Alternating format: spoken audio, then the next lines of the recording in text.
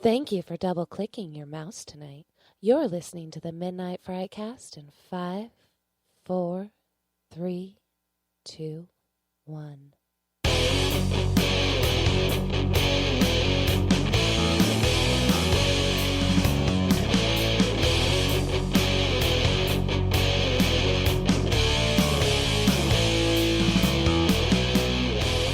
Hey everybody, welcome to the Midnight Frightcast episode number 60. I am one of your hosts, Josh. Our doctor of filmonomics is road tripping tonight, so he's not hanging out with us, but we do have our Scream Queen, Maddie. Hello. And our doctor of everything else, Patrick. Hey everybody, how's it going? Another fully loaded show tonight, so we are going to kick right in. As always, we watched a trailer. Tonight, we watched the trailer for a little film called The Banana Splits. Who wants to start?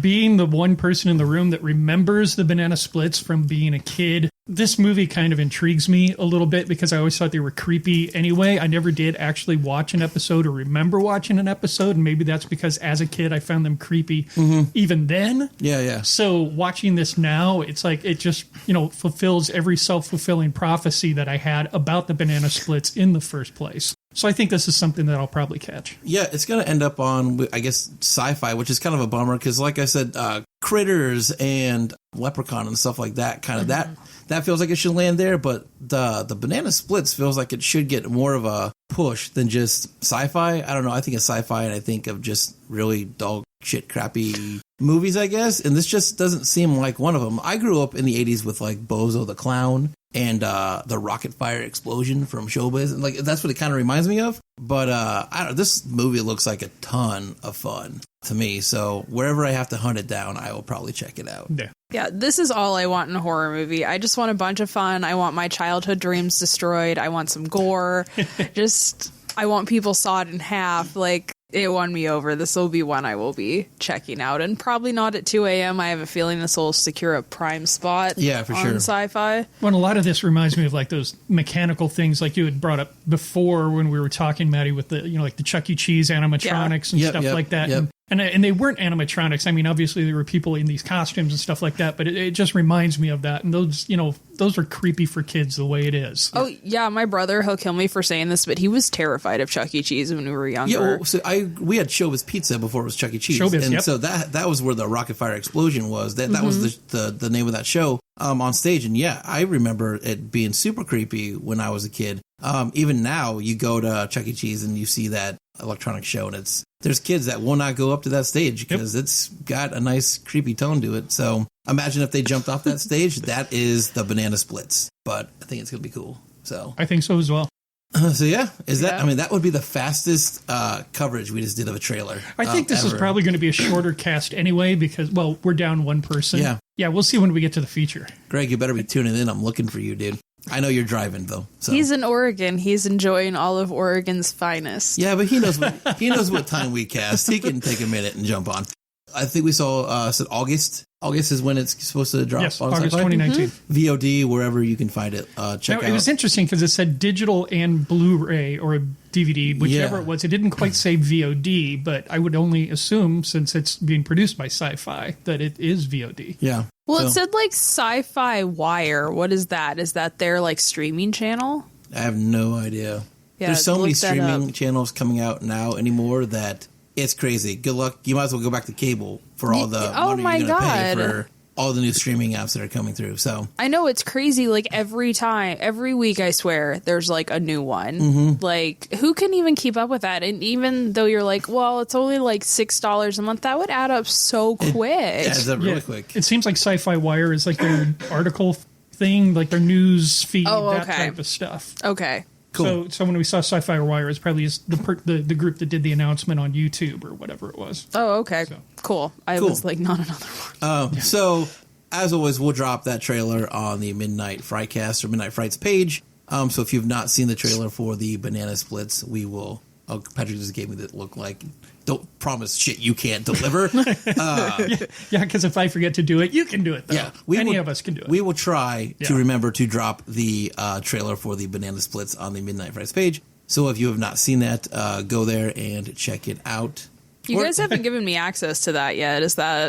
That's probably a smart move on y'all's part, but I'm just saying. Just make her admin on that, and she'll have access to all I thought that. you were an admin on it. Am I? I think you are. I have no idea how. On the Frightcast page, at least you should be. So. Yeah, at least. Okay. I'll double check. And Greg Gale says, hey, have fun without me. He is there. He's listening. Dude, don't drop out now, man. I know if you're going to drop out or not. He will. He's driving. So anyway, news. We're going to go on to news. Who's got news? I'm not going to do it. Well, I mean, we have to do this without Greg because I'm not going to do. It's the news. He just did it anyway. Yeah. So, But it's cool. We got it in there. Who wants to start with the news? My news is dog crap, so I can start. We might as well get the shitty news out of the way because it's just refurbished garbage anyway, and I've already talked about it. So a little follow up to news we talked about a couple weeks ago, and Chris Rock and his producing of the new Saw movie that starts filming next week.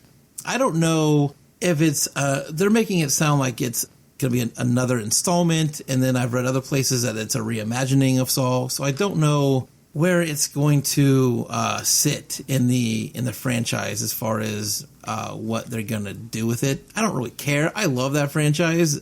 I don't need another one, but I mean, I'll probably see it when it comes out because that's just how I am with franchises that I like. Yeah, Saw is like heroin level addiction. Like even every time it comes out, I'm like, even though I've hated all of like everything past like 3, I still watch it. Like I'm angry about it. I'm real angry about it, but like I sit there and watch it just like. So did you love Jigsaw then? Oh God, I hate that movie.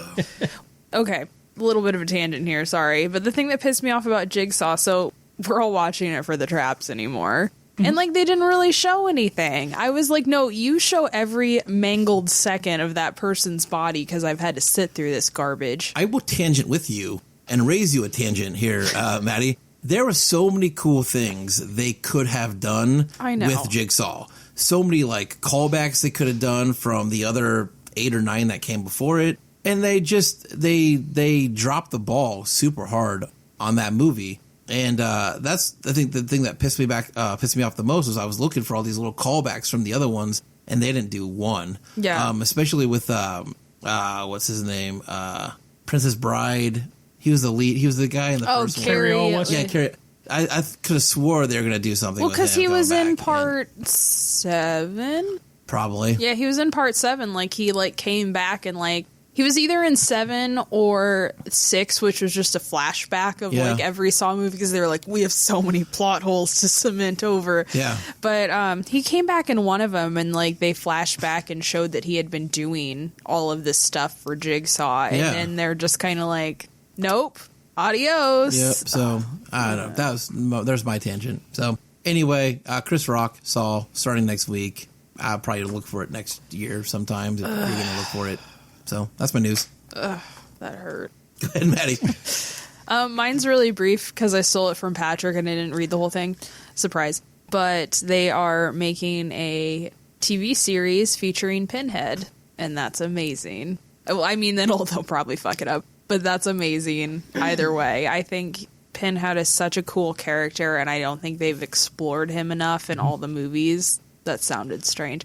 Let me back that up. I don't think they've explored his character a lot in all the movies, and I am just really excited to see more. Who's behind it? Is it the Clive Barker and everybody? Producer Roy Lee and Ready Player One producer Dan Farah are the ones who are moving forward with it. They have not found a showrunner yet, and they want to get that established before they actually set it up with a network or a streaming I don't know service. Where the hell is Hellraiser gonna fucking play? It's not gonna play. That won't play on cable anywhere. No. That'll have to be like a streaming Netflix? Maybe. I mean, Netflix has all the Hellraiser movies on there. You might as well. Just take it, Netflix. They just have to know that if Netflix takes it, they're gonna go one season and then they'll cancel them. Yeah, but as cool as I think it would be to see Pinhead on a TV series, how long can you really stretch that out? Exactly. Well, and it depends, maybe he's just going to become like the Crypt Keeper and he just narrates or introduces, because one of the things they're looking at is a possible anthology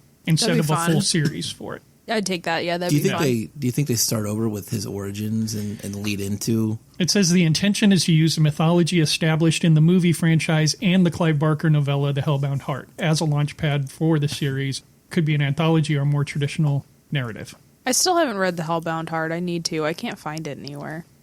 Yeah. All right. Yes, that was my news. I would watch that, definitely. I'd check it out. Yeah.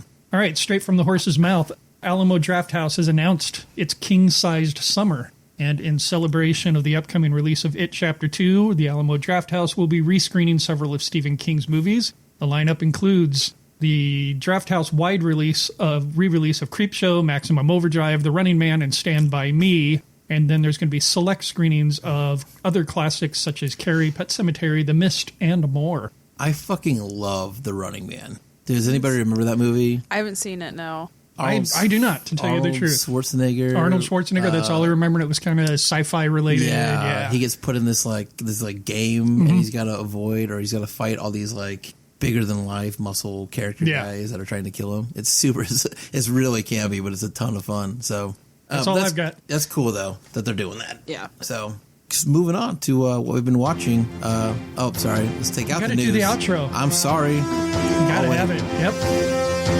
You can do it. Do it with me. Come on. It's the news. I have no rhythm. Right. Well, I can't do it. All right. Anyway, I do it on the podcast. So there we go. I did it. What we've been watching. Moving on. Maddie, this is start. What do you got? I was talking to you guys earlier. I checked out All Hallows Eve because I was a huge fan of Terrifier and Art the Clown, so I checked that out. Not a great movie in what it was because, it was super, super campy, but it was a lot of fun. I liked it a lot. I want that role where the woman just sits there and drinks wine and watches pseudo snuff films. If anyone has a film role out like that, I do that anyway. I would be great at it. So just pay me to drink wine and watch shitty horror movies and I'll be very happy. You'd do that role for free. Yeah, you would. I would, probably. But if you get paid for it, bonus. Yeah, that's also fine. If someone would just buy my wine. Right, they pay you in wine, yeah. And then what else have I been watching? I'm still watching that show where people's pets eat them. No more cult stuff. I'm glad you've moved on from the cult stuff. And I just haven't found anything else yet. No.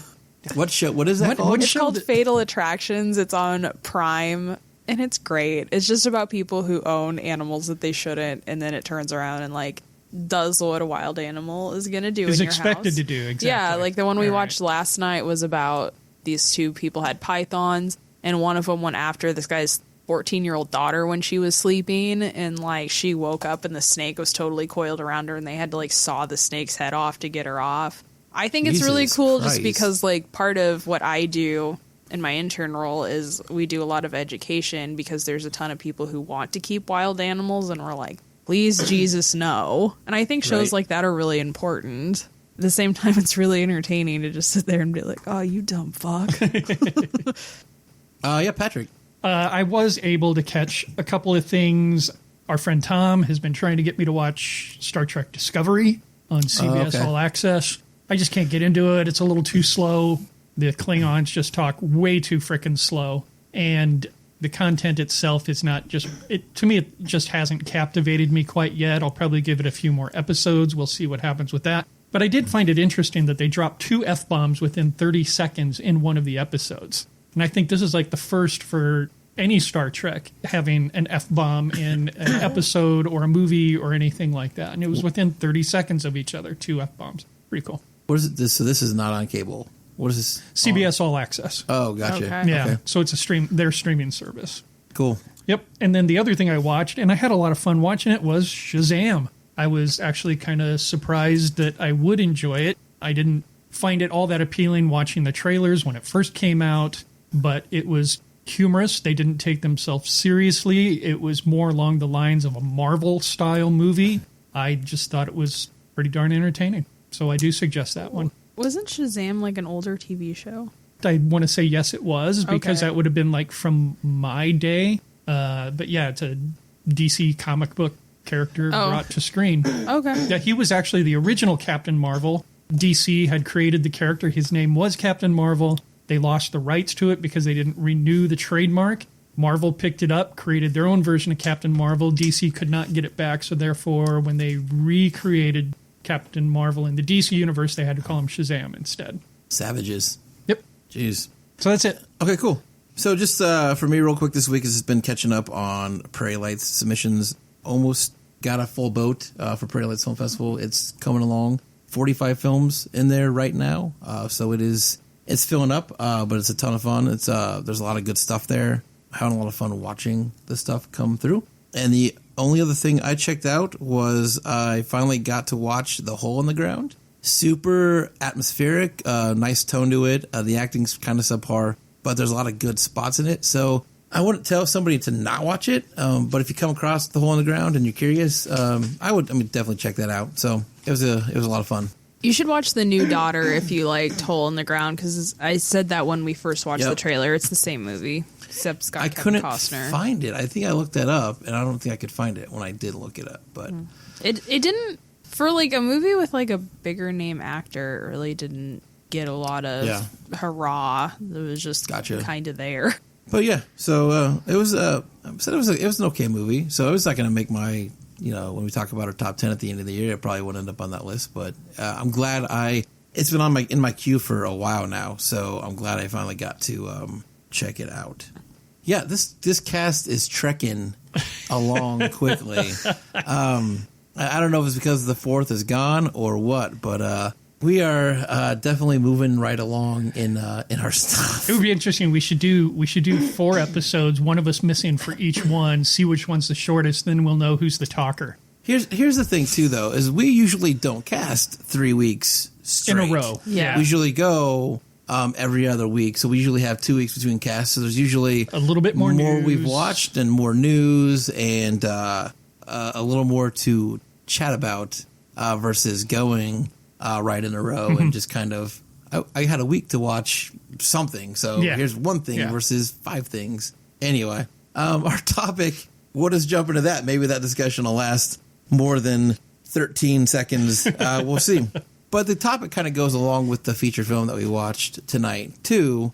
And it started out with it kind of being uncomfortable scenes or uncomfortable moments in films. But it's kind of turned into more of a discussion about, instead of listing films, I thought it'd be fun to discuss more about why we need these films and why we need them to exist and why did they even start. And more specifically, when you're referring to these films, you're talking more specifically about underground films, extreme horror, that type of stuff. Yeah. So Maddie is probably the biggest expert on these films. Well, let's be honest. At this table, you watch more extreme stuff than anybody at this table. And there's films I don't think we would have ever watched at this table had you not joined up on the podcast. So expert-wise, you are probably leading that charge here today. I'm honored. But yeah. So when we talk about extreme films, I think the most extreme film that I watched before Maddie jumped on the cast was the Human Centipede movies. And even those are awful. Okay, but even those are more plot-driven than films like August Underground and whatever the fuck followed that. So you could probably list more extreme movies than the couple that even I wrote down even Martyrs, and I don't think even Martyrs fits in the August Underground kind of box. So throw them out there, Maddie. I guess start. Like, why do you chase these movies, and how did you discover these movies, and why do we need these to exist? I can't answer that last one for you. I don't know why these need to exist. I heard about August Underground in high school. I got really into horror movies when I was in high school. And it was more about like testing myself. I wanted to see what I could watch and what I could handle. Who knows why? I just wanted that experience. And also, as I was really into effects and everything. So I also chased it because I wanted to see different kinds of effects work. And August Underground has some of the best special effects I've ever seen. Okay. That movie made me nauseous. And I just want to throw that out there because that is one of the that's probably the most extreme movie. That is the most extreme movie I've ever seen. Is it? Well, and without giving too much away from when we get into the feature review here, because I learned more about August Underground watching that feature than I did knowing anything about it prior to that, obviously. That you said the special effects in that made it very hard to watch, but then learning that some of that was not special effects and that it was a portion of it was practical, that they were actually harming each other, that type of stuff. So that's on them. I know that's completely on them. Yeah, and I actually didn't know that until I watched Sandman either. The gentleman who made August Underground actually have an effects company based out of Philadelphia. Okay. So, and they've done other stuff. Fred Vogel, who is the guy behind August Underground, is also the owner of the effects shop. He also owns Toe Tag Pictures, and they basically, that's all they do is these underground movies. And I haven't seen anything else besides the August Underground trilogy that he's put out, but his effects work is just phenomenal. He is probably one of the best special effects artists. Would you call him the what's the word I'm looking for? Like the Godfather of these kind of... I don't know if he's really the films? Godfather of them, but I think he's, as I said, August Underground was one of the first underground extreme movies that I'd heard about. So I think, and August Underground is it has some infamy to it. And it pops up on like most disturbing films, like lists and stuff. There's a lot of other ones that I'm sure don't really pop up because I'd never heard of the Sandman series until I watched this. Yeah. And that's not one I would chase. There's an Asian one called the Guinea Pig series, which is basically the same thing. There's a movie called Slaughtered Vomit Dolls that I've never wanted to chase because God, that name. That sounds like a great name for a band. Yeah, I think so. To be fair, once I found August Underground, which did take quite a bit of time, and watched them, I really didn't continue to chase that genre as much, even though I do still absolutely love more extreme horror movies. I like to have a tiny bit of plot in my movie. Yeah. Just a tiny bit. And these movies don't really have a plot to them. They're just like clip. Yeah, it's films, kind of right? Yeah, it's to simulate. I think the point of these movies is to simulate a snuff film. And I know a lot of people do try to watch snuff films. Why? That's up to you. But I was actually just reading a kind of interesting piece about actual snuff films, and they're apparently very hard to find, and because obviously the law enforcement tracks them down and tries to see what's going on. But these movies are a little more accessible, and especially like I think in one point in this movie, I know we're kind of crossing in between the feature review and no, that's cool. This movie, it'll be a nice little segue into that. But there was a point where the guy said, watching people die in actual snuff films is boring, but like these horror movies are more creative, which is true. Most snuff films, and there haven't been any that they've proven are real in circulation, are people getting shot, people getting beheaded, people getting hung. And that's not as exciting as what goes on in August Underground. So I'm not sure why these movies exist, but personally, I just wanted to see it because it was listed on the most disturbing movies. Gotcha. And once I started watching horror, I just was really never affected by anything. Yeah. So I just kept like going to that next level. That was my next question. Yeah,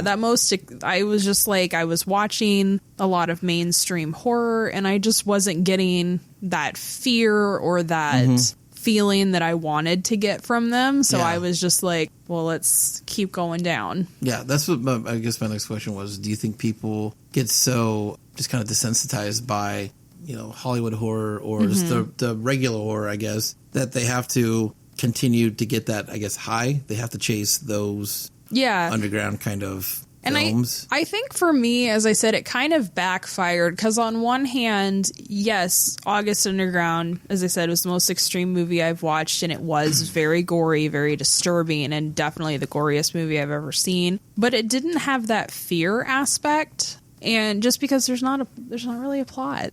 there's not really that sense of fear or foreboding or anything. Yeah. I guess on one hand, you could look at it like August Underground is about two serial killers who are like videotaping what they're doing. Mm-hmm.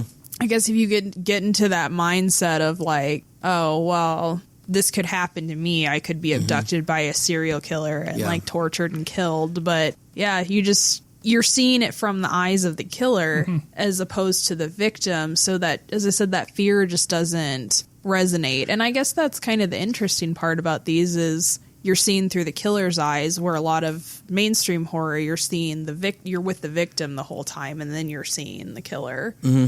Without crossing too much over into what we're going to talk about when we review the film, I think an answer to one of your questions, Josh, was what's the appeal? Yeah, yeah. Bill Zabub, one of the directors, creators of underground what film. What a stupid fucking name. Bill Zabub, yeah.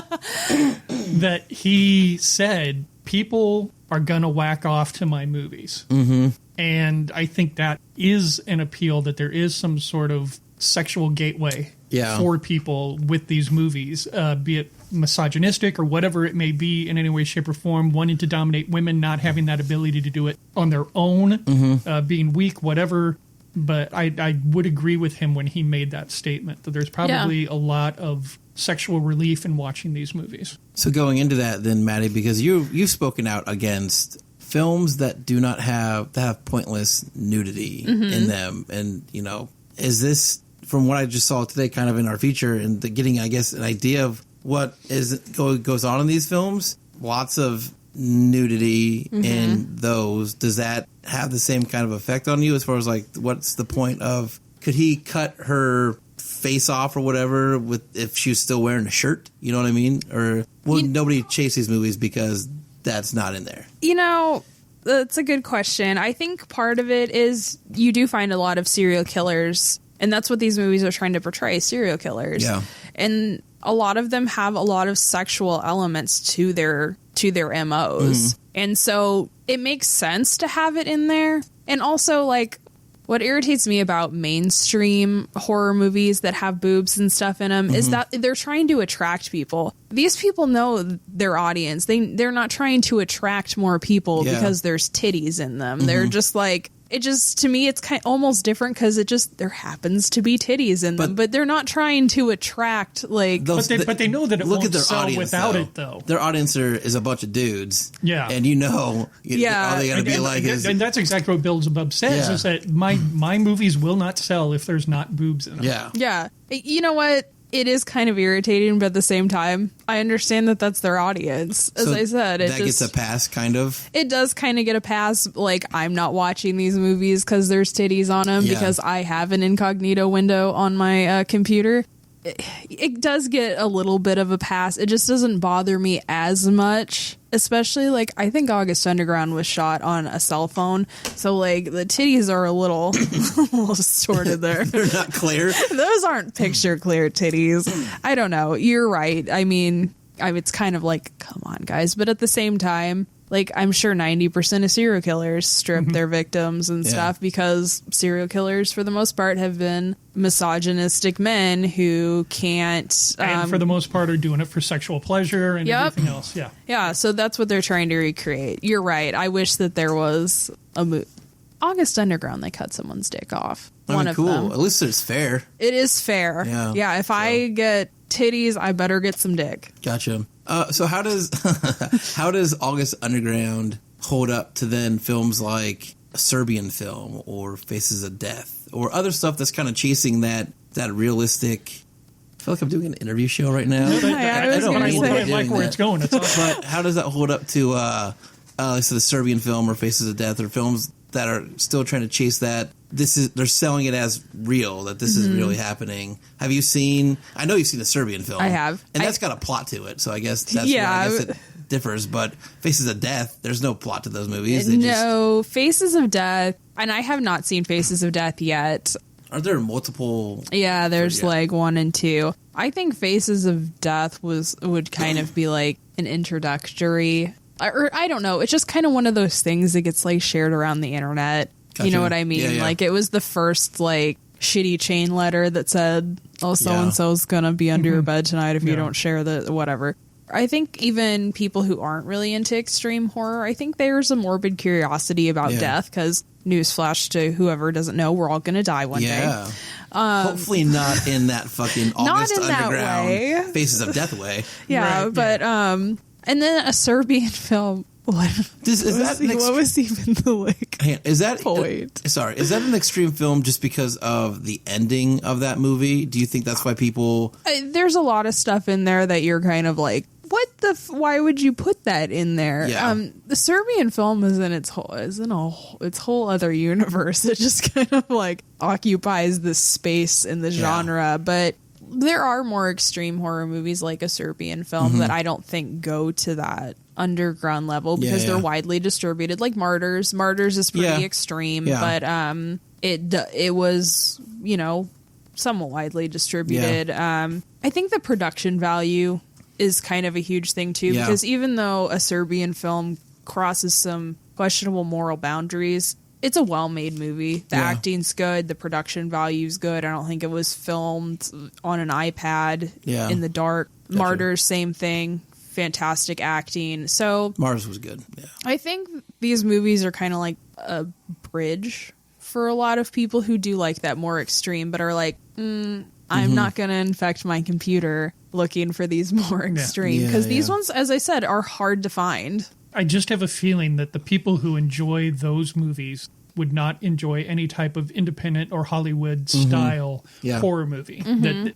they're not getting what they need out of those movies that they do from the underground movies. Yeah, well, and like in some ways, a lot of these underground movies are kind of pornographic. Like, and it's, I think it's more acceptable to sit down and be like, have you seen Martyrs than like, have you seen X porn movie? Like, it's just, it's something that's more acceptable to talk about. It's more acceptable to like these extreme horror movies that are, widely made and distributed, like, as I said, Serbian film, Martyrs, blah, blah, blah. Then I don't think I've ever pulled up to anybody that wasn't in the horror community and been like, have you seen August Underground? Because then they'll go home and Google it and be like, delete.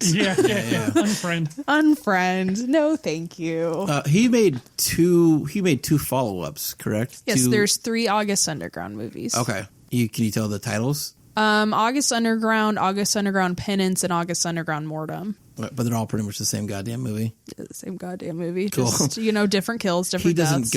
He didn't up his extreme. I mean, throughout a little bit, but the first one is so out there that you're kind of like, oh, okay. Like, it's just, once you see it, you're kind of like, gotcha. Okay. You know what's really kind of disturbing is I've actually spoken to Fred Vogel via email back when I was doing effects, and he critiqued some of my work. And he is one of the nicest people I've ever spoken to. He's just a nice, genuine, friendly guy. And then to have him have this movie that he's made, you're like, oh, shit. And once again, without getting too much into the feature film, he did say that, he has to go to his quiet place in order to get ready to go into the dark place. Maybe we should just transition into that because we're talking about it anyway. So we watched a feature film tonight called S&Man. And Patrick's got deets on that. I do have deets on it. S&Man 2006, running 84 minutes. Currently, you can watch it for free on Tubi TV. Soft for digging and mimic Sentinel director J.T. Petty blurs the line between fact and fiction while exploring the connection between voyeurism and horror films by speaking with both the people who make them and the scholars who study them. IMDb rating 5.6. Metacritic score not available. Rotten Tomatoes critics 82%. Rotten Tomato audience score 55%. And so we're clear this is basically a documentary, not so much a horror film. Yep. Yeah. So we'll continue the discussion now. So now we don't have to. Now we can bleed over into the unintended. What's that? Pun intended. Yeah. Whatever. I forgot what we were talking about anyway, though. So I didn't know I didn't know. See, I almost called it S&Man because it's so weird. The title is written weird. But I didn't know Sandman was a document. I knew nothing about this movie at all. Had no idea. I didn't look anything up. I was just like, after I dug for it on Tubi TV for 4 fucking hours, I finally found it and had no idea it was a documentary. Was it more of a mockumentary? It's what people are terming a hoaxamentary. Okay. Because he actually did, from what the research that I was able to do, he was actually trying to make a documentary about a peeping Tom that lived down his road. Okay. That part was actually true. That's true. Okay. And that he actually had these people lined up, like Carol Clover and some of the other people as the scholars and people, the directors and everything else. He had these people lined up to talk about it. And it was true that this guy said, I don't want to do it. But then in order to make a movie and keep making this movie, then he added the fictional Sandman storyline along with it. Because those Sandman stories do not exist. That was actually an actor playing the director of the Sandman movies, etc. So but the Sandman movies are a real thing. I thought they were. They're not a real thing. Okay. Okay. See, Again, I got really fucking turned I was around. gonna Yeah, say, I searched for them. I know it's hard to find underground stuff, but I can't even find references to Sandman Volume 8, Volume 7, anything Gotcha. like that. well, and that's what is really difficult about these underground horror movies is that's not the first time that's happened. I've looked for movies that don't exist for years just because these movies are almost treated like a secret. Yeah. Yeah. I will say, while I wasn't a fan per se of this documentary, I will say that he did an excellent job of doing exactly what the underground movies do and blur the line between fact and fiction. Yeah, yeah. I think he did a really good job of making us... We can look at this documentary and not know exactly what is true throughout any of it. 100%. Even with what Vogel was saying or Beelzebub or the I can't remember the other director's name. But just going in knowing that the Sandman line was made up, but it seemed so damn realistic. The guy who played that part, I thought, did a really nice job in portraying a director that was similar to these other directors. He's the only one I questioned throughout the whole fucking thing because his, like, so Beelzebub that's a real filmmaker, right? Yeah, Okay. yeah, and I've actually heard of his stuff, so I knew that those guys were established, and then he threw this fourth guy in, and I assumed at first he was just another filmmaker. Gotcha. Yeah. He was the only one I was like, is this guy, like, he was doing way different shit than the other ones, but when he made the statement about, oh, well, they've never called the police on me, I was like, this is some bullshit. That can't even be possible that you followed around people for however long you follow these girls and then ask them randomly, hey, just so you know, I've been filming you. But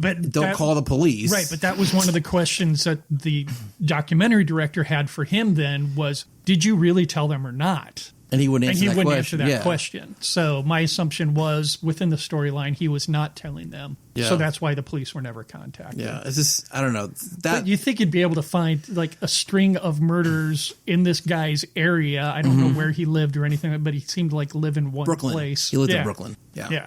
Well, there's probably enough horrific deaths in New York. Yeah. Yeah, how would you know? Yeah, right. exactly. Unless you carved like Jerry did this shit into like every single one. Yeah. But he was the only one that, and it was great. So clearly they did it right because he was the only one I questioned throughout that whole documentary. This is Beelzebub and the August Underground guy. And even the Scream Queen lady that was so like, I'm going to be a big star one day. Debbie D was that her name? Even her, I was like, this, I mean, I get it. I buy these people and what they're doing, but we've met these Eric people. Guy. I mean, you've gone to Crypticon. You've met these type of people. Not those people. No, those people are not at fucking Crypticon. Those people They're are at Chiller. Yeah. In New Jersey. You're right. Those people are not at Crypticon at all. I've been to a couple of those, and I've never ran into Debbie D or anybody like her once. Did anyone like check out the Chiller convention after this though? I looked it up to see like if it was like a thing, and yeah, it's still a thing, still going on. It's in fucking New Jersey sometime in October, and I kind of want to go now. And it's more of an extreme underground horror. It is festival circuit. It could also convention. just be that's who it gathers because it's in fucking New Jersey. Yeah. But yeah, I looked it up. Not a lot. I just saw that it was a thing. It was going on. But Patrick, are you looking it up right now? Yeah, it's the Chiller Theater Expo. It's got a website anyway. I mean, if you want to believe the internet. Yeah. I believe the internet, and I'm down here in the basement with you guys, so I haven't been murdered yet. We're playing the long game here. Oh, Have you been here a year yet, Maddie? Not quite. Okay, well, we're working on it. What kind of stuff, I guess, on that website does it tell you? Like, does it have like titles of films you can find there? Does it have like the film festival? Come watch August Underground presents Poop in the Wound. First of all, it's a pretty horrible website, so I'm going to have to kind of dig through this. It's extremely very first gen website. The only thing it's missing is blinking text. Okay. Josh, did you ever return August Underground to me? I did. Okay. I returned don't it know where it unwatched. is. I could not do it. Okay. think I took it out of the case once, but it didn't actually land in my DVD Blu-ray player. And here's the thing. That wasn't a mistake, but you made the mistake, I guess, of telling me what it was before I got it. And so True. I had that whole thing in my head before I pulled the trigger on it of, do I really want to watch somebody put their poop in somebody else's open wound? Not really. Begotten was, you got me. But I feel like it would have been, because I can't imagine there's dialogue in August Underground, or if there is like dialogue, it's not written. Yeah, it's been a very long time since I've seen any of these movies because, like, I watched them, and then my best friend and I, who I love to death, are both horrible people. Yeah, and all we used to do is like we'd have horror movie marathons, and we'd sometimes just chuck August Underground into the mix. Like, hey, Gotcha. kids. Which is, it's kind of the same thing with Serbian film. I don't have a desire to ever watch Serbian film again, but I like watching it with like other people who haven't seen it because it's fun. Yeah. But then I'm not really watching the movie. I'm watching my horrified I do that friend same thing with my wife. Yep. Yeah, who's never coming to my house again. Yeah. Yeah, they don't really have a lot of information. It seems like they wait until they have it all set up and ready to go once all the vendor applications have been So the police submitted. can't break it up in advance. Maybe. Yeah, I was going to say it's not until October, so they can't have everything up Gotcha. there. And next year, live from Chiller Convention. Yeah. Live August Underground. That would be fucked up. But go ahead. No, go ahead. I don't know. Said I didn't hate watching Sandman. I just didn't get it. The other thing was like, I guess, and it kind of answered my question in this movie. Is like, where the fuck do they find these volunteers to participate in these movies? Girls like Debbie D, and like, I felt so bad. That girl that was surrounded in Beelzebub's movie in the bar where she's surrounded by the fire, she looked like she fucking hated herself after she got done making whatever the fuck they made that day. But she also said that she's done other stuff with him. So what makes those people, I guess, come back to make and volunteer to make more of those movies? Like, what draws them to participate in that shit? I have no idea. I've done some acting myself, but I've always been the bad guy. I've never been a victim. So there might be some women who think that's hot. Just like there's some guys out there that think this is hot. But yeah, I don't know. Who freaking knows? Some people just are really into that shit. And listening to Debbie D talking, it almost seemed like it empowered her in some way, in some fashion. I don't know what that would be, but she took a lot of pride in it's like, I didn't expect I would be doing this type of thing, but once I did it and realized that people were getting into it, then I enjoyed doing it more. So to me, that seems like some form of empowerment for her. Well, I mean, I think it would be really hard to portray this kind of thing in the kind of realism that these underground movies expect. So, like, if you're doing a good job, I think that's something to be proud of. I mean, you obviously... You think? I mean, you obviously have guess. some... Yeah, I mean, I don't know how hard it is to act like you're being slaughtered, but... I don't think there's any acting really. Come show up here. I'm gonna tie you to a cross, and I'm gonna pretend to kill you. This is why I don't come to y'all's film sets. And you need to be naked. Yeah, I mean, and next week I'm going to tie you upside down to that same cross and do the same thing, but we're going to call it Beelzebub Presents Upside Down Cross. You know what I mean? Like when he was refilming the scene from Jesus Christ, what was it? Jesus Christ? Rapist or something like that? Jesus Christ serial rapist. Yeah.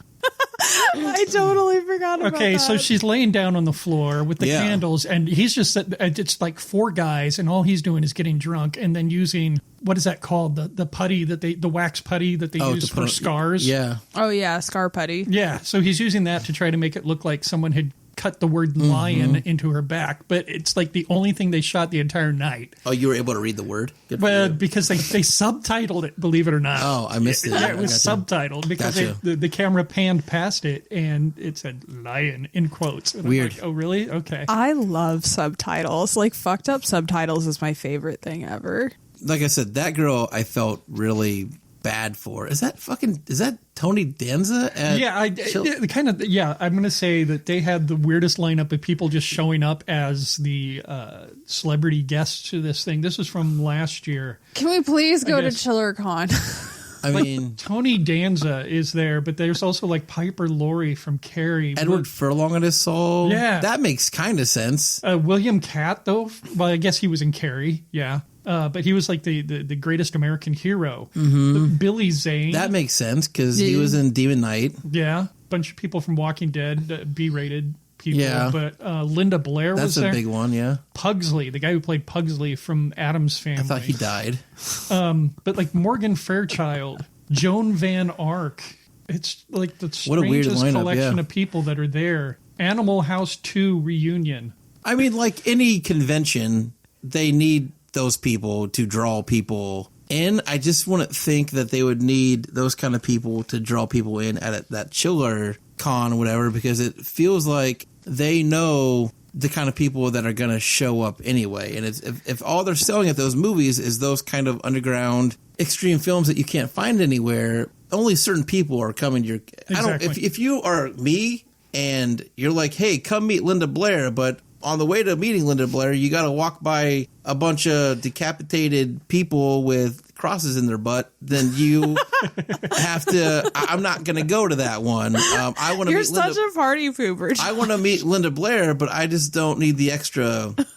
You call me a party pooper, that's fine. I don't need that extra visual, I guess. So, which is exactly the reason I could not watch August Underground, because that's just too real for me. Well, did you watch Serbian film? I did not make it through Serbian film. Okay. But why did you attempt to watch it? Because I have a little, I have I guess a person I call a friend, named Matt Keister, who talked about a Serbian film constantly, because they haven't podcasted for a little while, but they had a podcast where they did like 1 billion episodes, and they talked about a Serbian film, and I used to listen to that podcast, and they talked about it a lot. So I was like, you know what? I'll find a way to see if I can check it out. And I did not make it too far, but I remember them talking about the ending of that movie. So I was like, I made it here. I'm going to skip the middle, and I'm just going to see what this ending's all about. That was a bad idea. That ending is so horrible. Yeah, It's and the then worst so thing ever. I watched maybe a third of a Serbian film, and I got the point, and I'm done now with that one. So There you go. See, I've got the mentality that I may just end up watching it to be one of those people that say, yeah, I sat through the whole fucking thing. and I would say good for you, man. I couldn't do it. And as I said, when I started looking into these more extreme movies, that was my mentality too. I just want to sit through this and watch it and Just to say you could do it. just say I could do it. Yeah. And I don't know why. It's not like I bust out of my house and was like, hey, everybody, I watched August Underground back to front. Yeah. That's not an accomplishment. That's not something I'd put on my resume, but it was like in my head. I was like, okay, you can do this. You can watch this. It's fine. I guess if you can separate yourself from what is going on screen, I just don't know if I can do that. There's just stuff I don't want to see. Like I keep going back to the poo in the open wound. I have 3 kids and I change diapers. I've seen my share of poo. Maybe that's it. I have never changed a child's diaper in my life, and I don't do well with body fluids. Yeah, but you can watch it on film, and that's fine. Yeah, I 'cause also- you don't get the smell, and you don't. Yeah, get the, and it's fine. Yeah. Although, like, I am like ankle deep in raccoon shit all the time, Yeah. so that's a thing. I can tell you right now, if you've ever changed a poopy diaper, if you see poo on film, I promise you can smell it. You can smell it. Yeah. It's the strangest fucking thing. You can. It's there. So that's why I don't need to see the poopy in movies. I'm good. So, but anyway, back to, I guess, the movie. What is everybody's kind of like overall feeling of, I guess I said what I would call a mockumentary. I will say, even though this was not our traditional type of movie that we would watch and review for the podcast, that I'm kind of glad we did because, you know, Maddie, I've heard you talk about August Underground. I've heard you talk about a couple other things like this. Never really quite understanding what that was because I had no history of those movies. So watching this kind of gave me a little bit of insight. Once again, not knowing what is fact or fiction because this movie itself was not based on...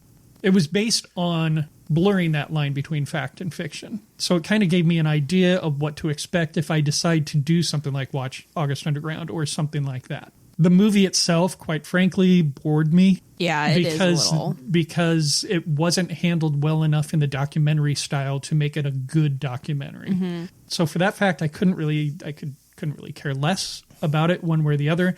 I can appreciate it for what it is. I can see where it did get the 82% on Rotten Tomatoes, that people saying that he did do a good job of, like I said, blurring that line. But for me, it's not something that I would probably say, hey, I think this is something you should watch. Yeah. Well, and I didn't pick this because I thought it was a phenomenal movie. I kind of wanted the discussion more. Yeah. And especially because I do open my mouth about extreme horror all the time. And I just wanted you guys to have a little window into that world. So you had seen Sandman before I this. had. And actually, just like you, I had watched it with my friend and we had done no research, no nothing. We thought it was another extreme because we saw Fred Vogel on the back and we're like, oh yeah, button up, kids. But yeah, we ended up sitting there and watching it and it was just interesting. Yeah. And if you look at the posters and the DVD covers for it and everything else, I think it markets itself as something that it's not. Yeah, it does. 100%. Yeah. That's a weird cover for a documentary style movie. Yeah. But I love documentaries. I really do. I do too, and that's where I said I was disappointed because I think he accomplished what he was trying to do. It just wasn't done in a good way. Yeah. God, I don't know how else to describe that. Yeah. No, it's okay. I think watching this movie, there was a movie or a documentary on something called Haunt. Yeah. And like I was talking about extreme haunted houses, that shit I don't understand. We reviewed that on the podcast. We talked about that. Or no, we movie. talked about it. Yeah. We talked about it. I don't know if we reviewed it. We didn't but review it. We talked about it, yeah. yeah, because like I know they kind of in Haunt. What was it called? Haunt or Haunters? I think it was Haunters, but I could be fucking wrong. In that documentary, Yeah. they I think they referenced movies like this a couple times, but it's just kind of like, no, for me, that's a hard line. There's a difference to me between like watching a movie like this and like paying someone to like lock me in a coffin and waterboard me for a couple hours. But like there's a lot of comparisons made between these two. But to me, I'm like, no. But is there a line? Because it's basically physical torture versus mental. Yeah, torture. But I'd rather be mentally tortured than But physically mentally tortured on the. I'd rather be. Would you rather be? You'd rather be sliced and hung to a cross than put in a coffin for a little bit? No. I was talking about watching. Oh, gotcha. Watching these extreme horror movies as opposed to these going to these extreme haunted houses. Gotcha. Viewing versus participating. Yeah, Gotcha, no, I okay. don't want to participate in that. But as I said, they've made some like references to these, like because there's some people that are like, these movies aren't enough. I want to experience that Gotcha. fear, and I'm like, why? Yeah. Yeah. Why? The documentary we were referring to is called Haunters, The Art of the Scare. And I believe that's still on Netflix. And it's a fantastic documentary. Yeah, too. it's I really dug cool. it, It really so is. you should check that out. I mean, I don't really know what else to, I guess, hit on. Did you have any more notes, Patrick, or anything? No, those were pretty much my notes. And when we get to the point of actually like rating it, I don't think we can rate this how we would a normal film either. Okay. Well, I mean, if nobody's got really anything else to cover on it, do you have anything else? I was going to ask, did watching this movie make you guys ever want to pursue more extreme horror, either of you, or are you both good? I'm good. Like I said, I do have my benchmarks that I do want to see, but I don't think it's necessarily within the underground Realm, spectrum. Because I do want to try to knock out Martyrs. I do want to stretch myself that far and see what that's like. Martyrs you'd be safe with versus fucking starting with August Underground. But at the same time, like once you watch like that, you nothing else is gonna bother you. August Underground, you mean? Yeah, Yeah. yeah. I don't know. I'm a big fan of just ripping that Band-Aid right off. Yeah. I'm more of an ease into it. But like I said, the most extreme movie that I watched before, I guess you came on the cast, like I said, was the 3 Human Centipede movies. And even those, like that first one, even I was like, poo again. So Let's talk about those for a second. Why? I want to know why those were made. Here's the thing. Why were the others made? I mean, there's an audience for it. They were somewhere. at least plot driven. Yeah. They were plot driven versus just like clip films. You know what I mean? There was a plot to the first Human Centipede. Thank you for like drawing that line. You're welcome. But even the second Human Centipede, when him going back and referencing the first Human Centipede, there was a weird plot to that one, almost an extreme, like an August Underground plot to that one, as far as like this guy saw this movie and he wanted to recreate it. And then I'm not even going to talk about the third one. So the whole premise behind it, when it's like, hey, let's attach somebody's mouth to someone's anus. Who does that? Who thinks of this and says, hey, let's make a movie out of this? It's the same people that are pooing in their hand and rubbing it in an open wound, though. It's the same people. Yeah.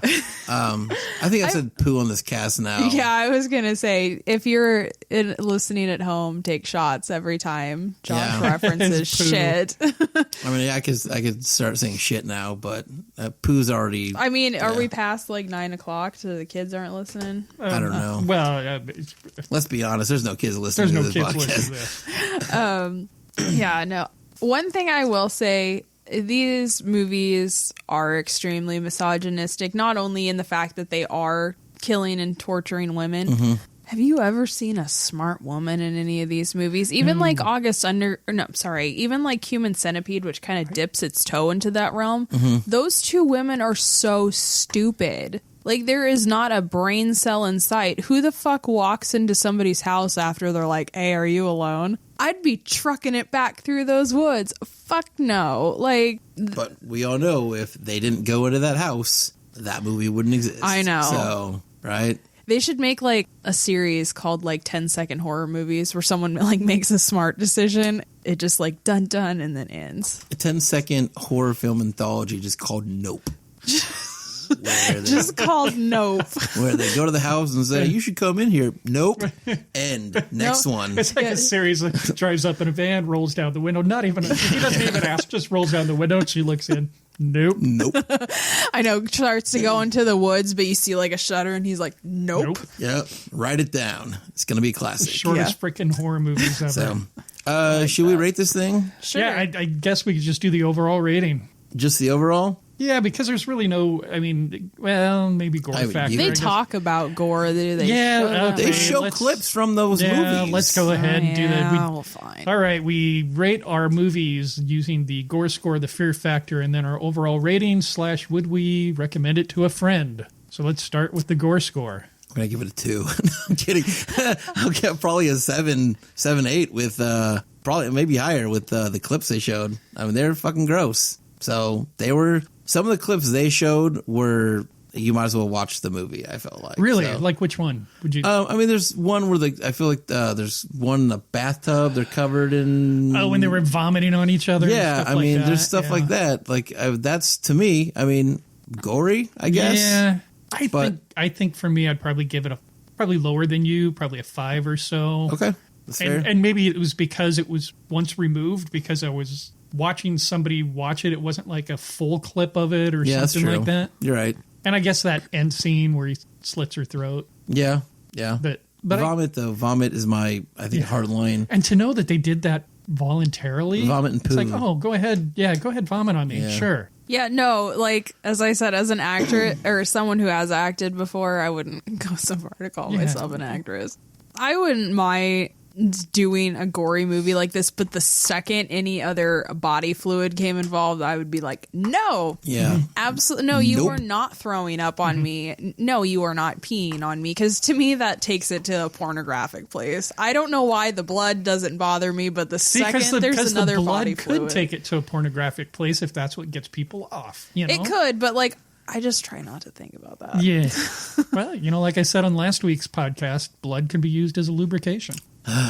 No blood. I don't care if you bleed on me, but let's take the pee out of this movie. Yeah. All right. Come on, man. So, Maddie, then your gore score. I'll go with you and give it a 5, just because these clips were kind of more removed than. Yeah, it wasn't like I had actually popped in the VHS and I was watching this. It was more like, it's more presented documentary style. So I'm like, oh, okay.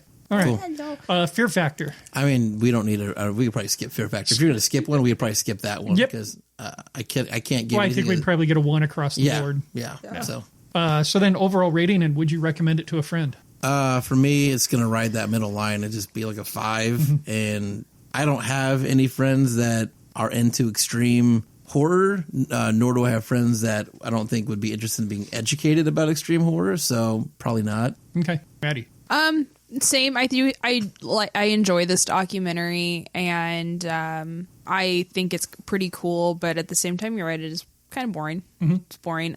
I don't know if I'd give it 5, 6. Yeah.